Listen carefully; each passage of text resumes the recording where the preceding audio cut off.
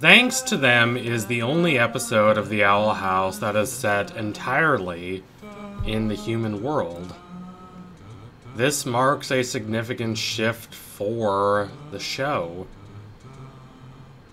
It feels like a special episode, in a sense, not only because it is the first of the 3 45-minute or so specials that will conclude the show, but also because it does the difficult task of both giving these characters a break from the incessant chaos and fragmentation that occurs in their homeworld, where they are constantly being torn out of their clear senses of identity, out of their situations, out of their circumstances and patterns of life, and thrown into a scenario of constant chaos and impermanence and uncertainty. But it also allows them to contemplate, with all that time, how their lives are lining up to the lives they once lived, what they're perhaps missing in their lives, what they want for themselves. It is an autumnal episode, with the subtle melancholy, reflective and haunting that such implies. We get all of these scenes in summer, and some of them are lusciously vivacious and ebullient. My favorite of these is probably Amity seeing and touching human rain for the first time. She's scared at first. She expects it to be like the rain in the Boiling Isles, but then, with Luce's help, she reaches out and it's soothing. It's soft, almost caressing, and she's overjoyed. But all of these moments are constrained to a montage or two as we speed by the summer. Months pass in which our group gets a chance to reevaluate who they are and what they want for themselves. They have the chance to reevaluate their self-image, their basic view of themselves, and how they relate to their past and to the outside world. Hunter, trying to distance himself from his tie to Belos, gets a complete makeover, and he looks good. He looks energetic and robust. The other members of our happy team change less substantially, but they do fit better into the human world. We have V, who changes her look entirely to fit the fact that she is no longer trying to convince people she's Luce, and she's as adorable as ever. The only person who seems much more melancholic is Luce. Sure, Gus misses home, and he and Hunter have a heartfelt, thoughtful conversation about how Hunter is overjoyed to be here on the human realm, and how it gives him the chance for a fresh start that he didn't have on Earth. Well, Gus, who never feels as young as he does in these scenes, talks about how deeply and dearly he misses his parents and how he wants to be close to them again. Luce, however, is burdened with this interlocking nexus of... She still doesn't have any clear and concise ideas about how to balance her Earth family and her mom, whom she really deeply cares about, and her Boiling Isles family. She knows that she is partly responsible for Belos being able to attain such power, that she, in fact, was the one who helped him gain that power and access the whimsical insanity and chaos of the Collector, thus setting him free. Luce is heavily burdened by what has happened. Season 2 was consistently paced so quickly that Luce did not really have the time she needed to reflect and process what had happened to her. Season 3 in this first episode gives her that time, and the result is that she becomes more uncertain, more doubtful of her basic goodness, of the idea that she is doing what is right. She's trying her best, and yet she consistently falls short of her expectations. There is a wonderful scene where she is in English class and she bursts out with a declaration about the hero's selfishness that is very clearly based on her own circumstances. And yet it doesn't feel forced, because this is exactly what Luce, the character that has been built up for these last 2 seasons, would do in this scenario.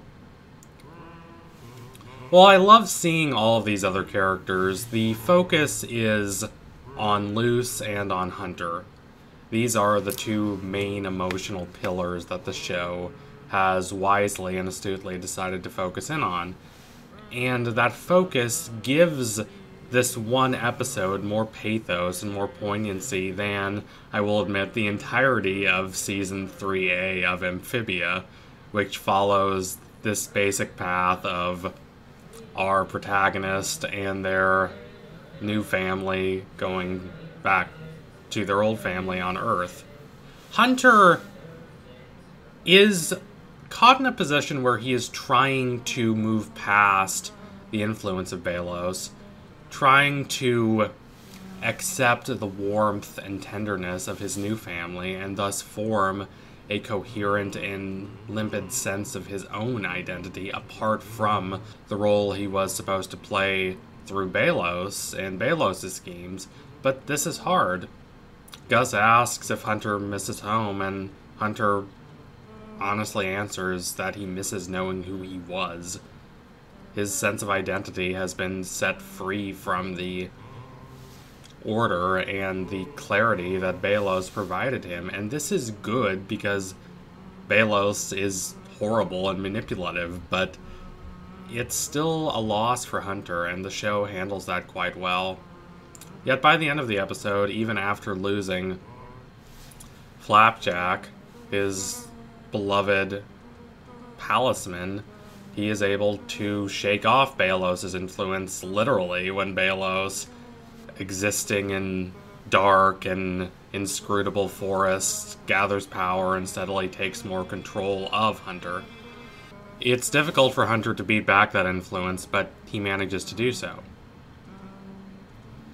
But Luce's story is what's so fascinating to me, especially her relationship with Camilla, her mom. The overly stern mom who might care about her child, but is a little too willing to stifle her daughter's more weird qualities. But the show has gone to lengths to demonstrate that this is a completely wrong read of Camilla. It's the read the show gives us at first, but also the show is from Luce's perspective. Luce has a narrow viewpoint. She's only a kid. A fact that this episode emphasizes quite lucidly. And she does not know the deepest and most innermost thoughts of her mom. The show exhibits how Camilla is kind of like Luce, more so than Luce realizes. Camilla was also bullied in school, and Camilla, while she very much wanted Luce to be happy and have a prosperous adolescence, was also very respectful of Luce's stranger quirks. The problem is that Camilla had to take years and years of pressure from other parents, snobby and arrogant, who did not appreciate these quirks of Luce. These parents, for the record, the rich snobby kind, are more than a little reminiscent of the Blights, which is interesting. The final straw seems to have come when the principal joined this horde of faceless conformists in trying to beat down Camilla into trying to make Luz contain her weirder qualities. One could say that the show goes a little too far in the direction of trying to make Camilla completely perfect and this ideal mother figure, but that's for y'all to decide. It is certainly a good thing that the show has devoted time to expanding its view of Camilla. And that matters because Luz is terrified of disappointing her mom, especially since she has her own series of doubts about going back to the Boiling Isles. She is terribly guilty about the harm that she's caused others. This is typical protagonist self-angst. But it matters in this circumstance because it puts her more in league with what she believes her mom thinks, that pursuing all these wild interests is just causing more harm than good, despite her best intentions, and that she should try to be a little more calm, a little more sober-minded about the world. And this is true to a certain extent. Luz did have to go through a lot of character development to get to where she is now. But Luz is in danger of extinguishing the fire that makes her such a lively, excitable person that really gives her her specific personality.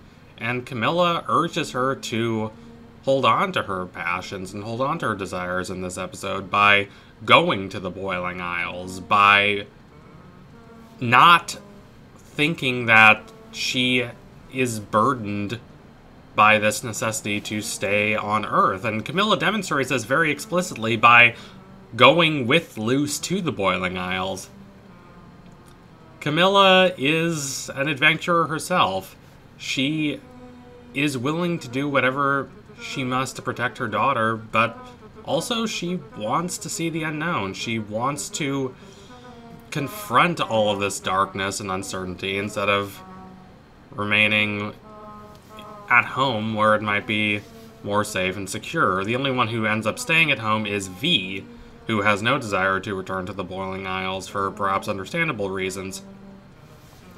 What this episode distinctly means is that Luz is not going to spend the rest of her life on Earth and never go back to the Boiling Isles like what happened to the Calamity Trio in Amphibia. The show has specifically demonstrated the faults and flaws in that idea as it relates to Luz, so it's not going to have her be stuck on Earth. To do so would be a suppression of the adventurous spirit that defines her and that Camilla really loves in her. So it'll be fascinating to see how the show develops that dynamic through its last few episodes. Anyway, thank you all for watching. If you liked what you saw today, don't forget to like, comment, and subscribe to my Patreon if you can and you want to see more videos like this before anyone else. Keep watching The Owl House. I am exhilarated by what the show is doing. Luz is constantly in a state of change, and she has to try to achieve a basic sense of constancy and stability in a wild world. As the philosopher Heraclitus says, we never step in the same river twice. We're always changing, and so is the world. Anyway, tune in soon for our next analysis. It will be coming soon. Promise you that. Thank you all again. Adios, comrades.